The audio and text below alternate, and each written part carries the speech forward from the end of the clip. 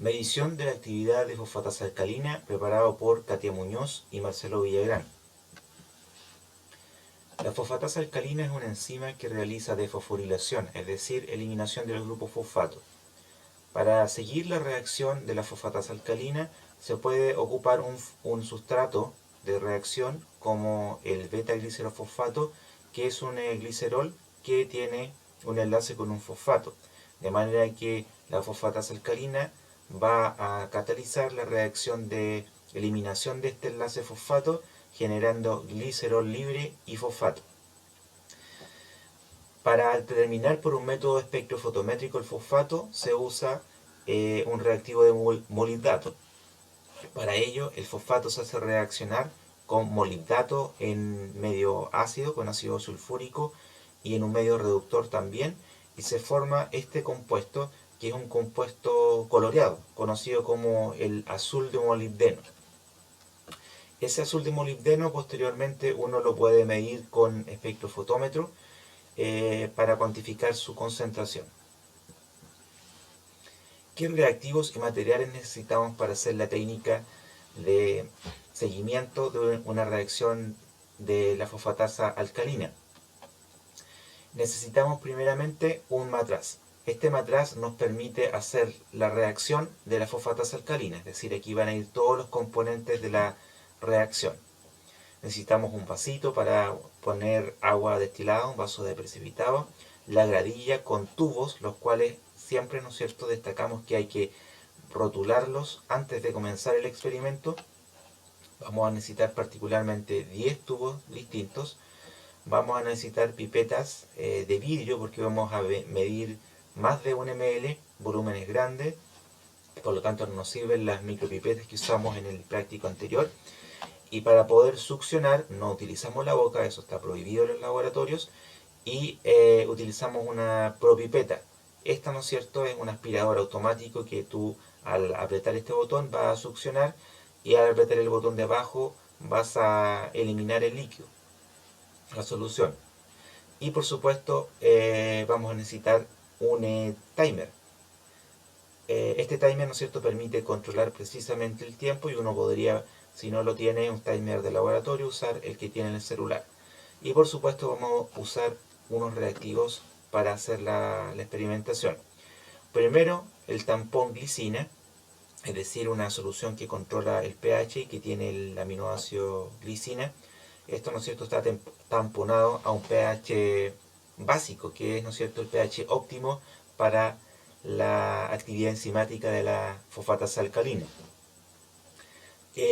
Obviamente también requerimos del sustrato de la reacción, el beta-glicerofosfato, a una concentración conocida de 3 milimolar. Esto es un stock que después va a ser diluido a la concentración que se requiere en la reacción. Necesitamos también el producto de la reacción, el fosfato de sodio, a una concentración conocida también 1 micromolar por ml, o micromol por ml quiero decir. Este fosfato de sodio, si bien no participa en la reacción, es el producto, lo vamos a requerir para utilizarlo como un estándar para poder determinar fosfato en la última parte del método.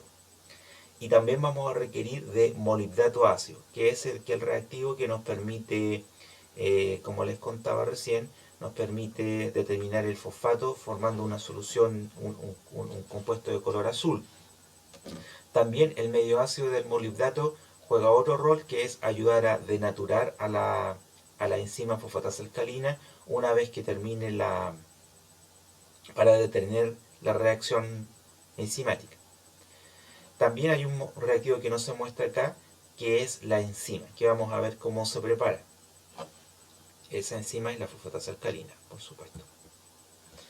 Entre los equipos que requerimos para eso, necesitamos por supuesto el espectrofotómetro, pero además un sistema para mantener la temperatura, un sistema de incubación de temperatura a 37 grados. Aquí vemos esto es un baño termorregulado, es decir, adentro tenemos agua y estas serpentinas, ¿no es cierto?, van añadiendo calor para mantenerlo a la temperatura que está seteado el equipo. La reacción como yo les contaba, vamos a hacerla al interior de este matraz Erlenmeyer, y el matraz va a quedar sumergido en solamente la parte que tiene la solución de la reacción, va a quedar sumergida en el baño de agua.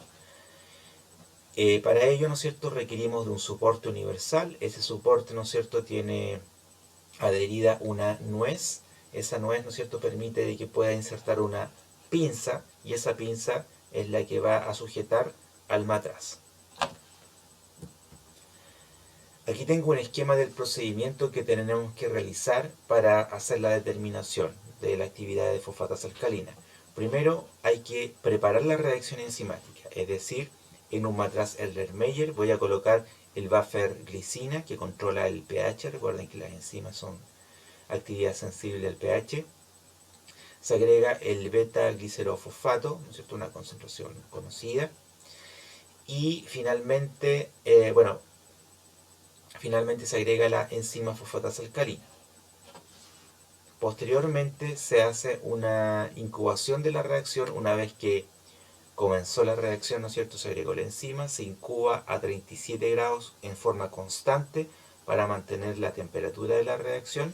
Eso se hace como les mostré en este paño termorregulado. Una vez que uno completa el tiempo de reacción, se detiene la reacción de manera que mediante una denaturación proteica a pH ácido, es decir, tomamos una alícuota de esta, o una muestra de esta reacción, una muestra pequeña de 3 ml, lo tomamos con una pipeta y lo mezclamos en un tubo aparte con la solución de molibdato ácido, que está predistribuida en tubos. De esta manera, después de mezclar bien, vamos a tener de que la enzima fosfatasa alcalina se va a ver denaturado y se va a detener la reacción. Esto se hace a varios tiempos, es decir, a partir desde que comenzó la reacción se van recogiendo diferentes muestras a diferentes tiempos, para completar, por ejemplo, hasta 1 hora de incubación. Finalmente se le agrega, ¿no es cierto?, una solución reductora a cada uno de estos tubos que contienen el fosfato, y se genera el azul de molibdeno. Y finalmente se obtiene, ¿no es cierto?, se mide la absorbancia para cuantificar la intensidad del color azul. Si ustedes se fijan, aquí están los tubos ordenados en forma creciente de acuerdo al tiempo que transcurrió la reacción. Y ustedes pueden ver de que paulatinamente el color azul se va haciendo más intenso debido a que hay mayor cantidad de fosfato a medida que transcurre la reacción. Es decir, se va produciendo más producto a medida que avanza el tiempo. Ahora estamos viendo el procedimiento en vivo en el laboratorio. Primeramente lo que hay que hacer es preparar el matraz de reacción. Es decir, aquí vamos a mezclar todos los componentes necesarios para que ocurra la reacción enzimática.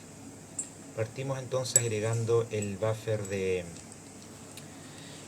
reacción, que es un tampón de glicina a pH 9,4, un pH bien alcalino, que es el pH donde la fosfatasa alcalina tiene su máxima actividad. Por supuesto que también tenemos que agregar el sustrato, el beta-glicerofosfato de sodio. Vemos que los volúmenes que agregamos son volúmenes grandes, superiores a 10 ml, de manera que tenemos que agregarlo con las clásicas pipetas de vidrio. Ustedes ven también que no se pipetea con la boca, se ocupan, ¿no es cierto?, estos elementos que son las propipetas para succionar.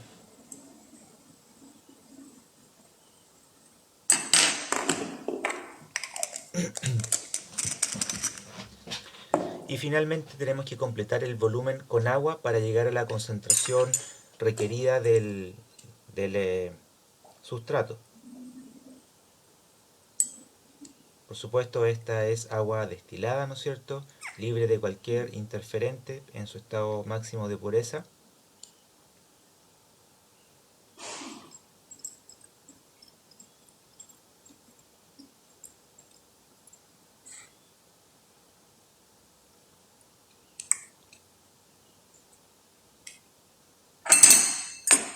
y posteriormente mezclamos. Aquí no es necesario mezclar con Vortex, ya que el matraz tiene un diseño apropiado para mezclar. Ahora se realiza la dilución de la enzima. Ustedes se dieron cuenta de que el único componente que faltaba para la reacción era la enzima, que ahora se prepara. Esta es la fosfatasa alcalina de intestino de ternera. Se saca con una micropipeta solamente 1 microlitro de enzima y se diluye en buffer glicina, en 15 ml, es decir, una dilución de 15.000 veces. Vean la cantidad mínima que se agrega de enzima para el volumen grande de buffer. Recuerden que las enzimas actúan en muy baja cantidad. Luego, ¿no es cierto?, realizamos preincubación a 37 grados de la mezcla, pero sin agregar la enzima. Al momento que ya tuvo la temperatura adecuada de 37 grados, ahí recién agregamos la cantidad adecuada de enzimas diluida, que son en este caso 3 ml. Al agregar la enzima comienza recién la reacción, agita a la persona e inmediatamente con la misma pipeta retira una muestra de la reacción y la colocó en un tubo que tenía previamente colocado la solución de molibdato ácido, de manera que se detuvo esa reacción en el tiempo cero. Ustedes ven que se controla el tiempo con un timer. Y la reacción se mantiene por 5 minutos incubando a 37 grados, y cuando se completan los 5 minutos se retira, ¿no es cierto?, otra muestra de la reacción a los 5 minutos exactos y se agrega en otro tubo. Ese tubo también tiene molibdato ácido. Después de mezclar, ¿no es cierto?, se inactiva por denaturación la enzima y la reacción se detiene. Eso se continúa realizando durante todo el tiempo que se requiera para obtener distintas muestras a distintos tiempos. Una vez que se complete todos los tiempos de reacción y tenemos todos los tubos con diferentes muestras a diferentes tiempos, se hace la determinación de fosfato. Para ello se tiene que completar un volumen adecuado con agua destilada, ¿no es cierto? Le están agregando a cada uno de los tubos esa cantidad de agua.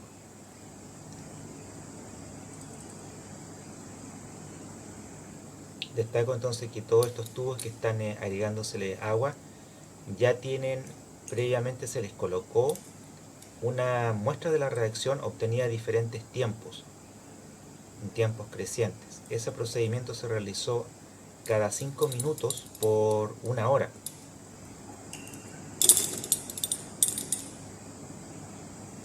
Vale decir, en esos tubos ya está el fosfato formado, el fosfato de la reacción. Fíjense que además de la corrida de tubos, de los 10 tubos, tenemos 3 tubos que están en la parte posterior, que son tubos de estándar. Ahí tenemos concentraciones de fosfato de concentración conocida, para hacer el cálculo de la concentración de fosfato tomando como referencia esos estándares. Finalmente le agregamos a todos los tubos la solución reductora o reactivo reductor, con lo cual se va a formar la reacción que permite formar el compuesto azul, que es proporcional a la cantidad de fosfato que se formó. También le agrego a los tubos que tienen los estándares y el blanco. Obviamente, después de realizar mezcla de 2 soluciones, tengo que mezclar todos los tubos en Vortex. Si ustedes se fijan, inmediatamente ya se va formando una coloración azul en los tubos que tenían muestra, ¿no es cierto?, de la reacción enzimática. Si ustedes se fijan, el tubo es suficientemente largo para que cuando ustedes hagan el mezclado con Vortex, el líquido no sale del tubo, así que no es necesario taparlo con nada.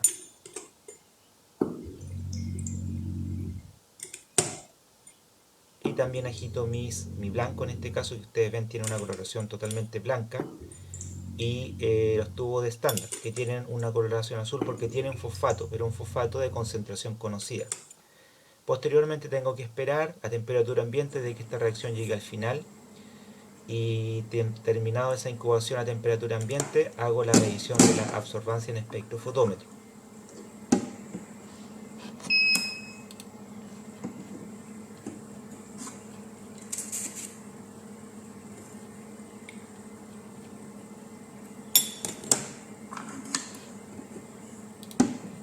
Para ello, ¿no es cierto?, primero es necesario hacer el blanco, es decir, medir el tubo que no tiene fosfato.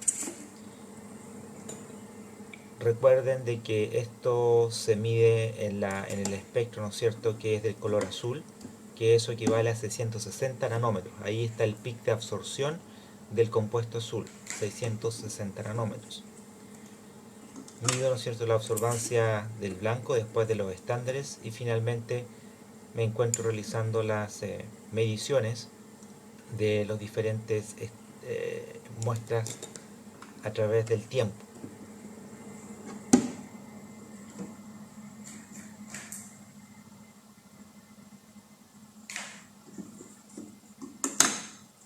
Debo registrar, ¿no es cierto?, las absorbancias que se van midiendo en forma cuidadosa. No olviden de la precaución de tomar el tubo, quiero decir, la cubeta en forma correcta, ¿no es cierto?, por las caras que está permitido, y colocarla en el espectrofotómetro de la misma manera, por las caras que son lisas y que tiene el símbolo de triángulo lo invertido, ¿no es cierto?, o flecha, lo colocan, ¿no es cierto?, en forma perpendicular a las de luz en el espectrofotómetro.